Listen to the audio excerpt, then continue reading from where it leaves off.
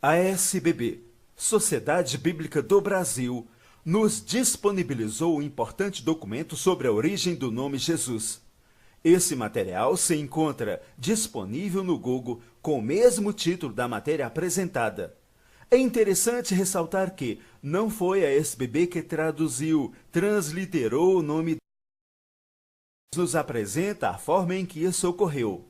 E assim, ela nos diz que a forma plena do nome é Yehoshua, e a outra forma, Yeshua, é uma abreviação deste nome. Essa abreviação, ao passar pelo grego, virou Jesus, e do grego para o latim, se tornou Jesus. Então, eles começam a explicar letra por letra. Para que você tenha uma ideia do andamento das coisas, o S final, que se encontra no nome Jesus, por exemplo, foi estabelecido para que o nome se tornasse mais declinável. Digamos que, no processo de tradução, transliteração, o resultado do nome dele fosse Jesus. Então, eles acrescentaram um S final e se tornou Jesus. Fica a impressão de que eles estavam moldando o nome dele conforme o próprio gosto deles. Preste atenção no seguinte trecho do documento que nos é apresentado pela SBB. Abre aspas. De fato, em hebraico não existe o som J. Como então aparece essa letra nos nomes bíblicos em quase todas as línguas com as quais estamos familiarizados?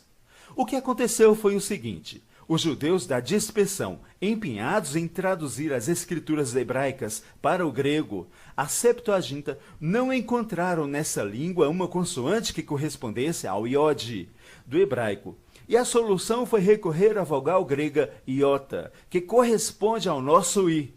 Então escreveram em Jeremias, começando com i, e assim por diante, inclusive essos. Fecha aspas. Vamos lá. Primeiro, eles deixam claro que no hebraico não existe o som J. Essa afirmação é da Sociedade Bíblica do Brasil. Vamos para a próxima fase que envolve outra letra, o iode, que em hebraico é a primeira letra do nome dele. Então, eles nos dizem que os judeus da dispersão, empenhados em traduzir as escrituras para o grego, não encontraram uma consoante correspondente ao iode. Então, recorreram à vogal grega iota, que corresponde ao nosso i. Preste atenção, que corresponde ao nosso i. Verdade, no nosso alfabeto temos a vogal i correspondente. Será que no latim, por aquela ocasião, não havia a letra i? Pois, por que eles estabeleceram um j consoante em seu lugar? Vamos ver o que eles nos têm a dizer sobre isso. Abre aspas. Mas, como esse i se tornou j?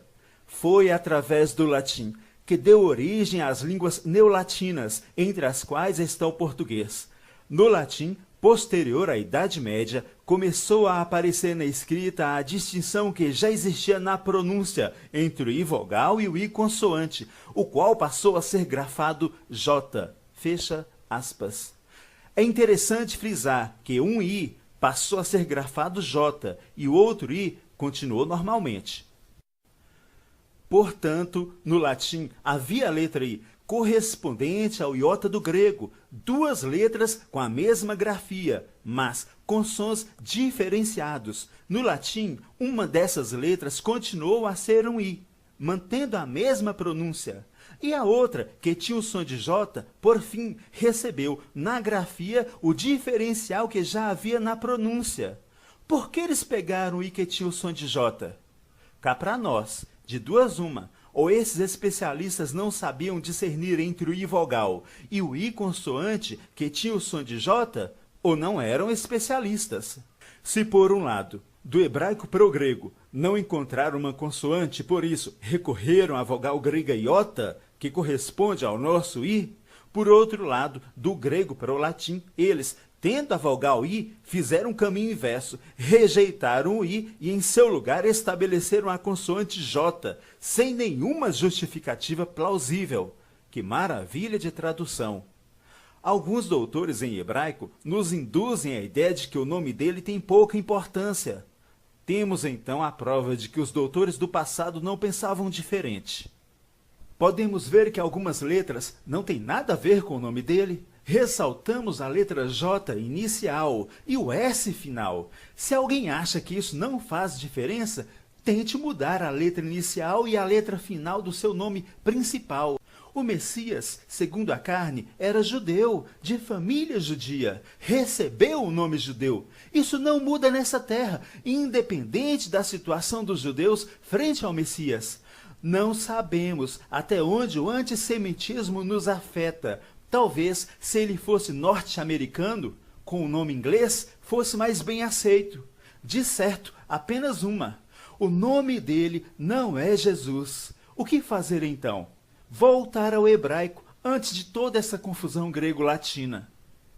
O hebraico nos apresenta dois nomes, conforme a própria SBB nos apresentou. Um desses nomes é Yehoshua, que é a forma plena do nome, e o outro nome é Yeshua, que é uma abreviação do mesmo nome. A abreviação Yeshua significa salvação, e de alguma forma omitiu a referência ao tetragrama, enquanto o nome completo Yehoshua significa YHWH, é salvação. Essas 4 letras que chamamos de tetragrama, YHWH, é uma referência às 4 letras hebraicas, Yud, Re, Vav, Re, que é, em hebraico, o nome do Pai escrito, mas não pronunciado, sendo assim indecifrável mesmo, pois está escrito que há um único nome, pelo qual importa que sejamos salvos. O terceiro mandamento foi escrito antes que o Filho viesse. Ele não recebeu o nome para concorrer com o terceiro mandamento, mas seu nome deveria dar tanto permanência quanto validade ao terceiro mandamento. Por isso, a importante referência ao nome do Pai, em seu próprio nome. Esse nome é Yehoshua. São 10 mandamentos, são todos literais e sempre foram literais. E quanto aos outros nomes que aparecem por aí? Sobre esses outros nomes nem precisa falar muito.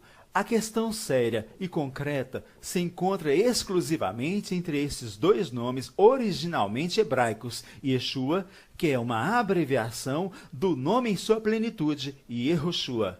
O resto é especulação, montagem, nem mesmo se encontram no hebraico. Assim, imagine que a Arca de Noé seja encontrada, então aparecem várias arcas.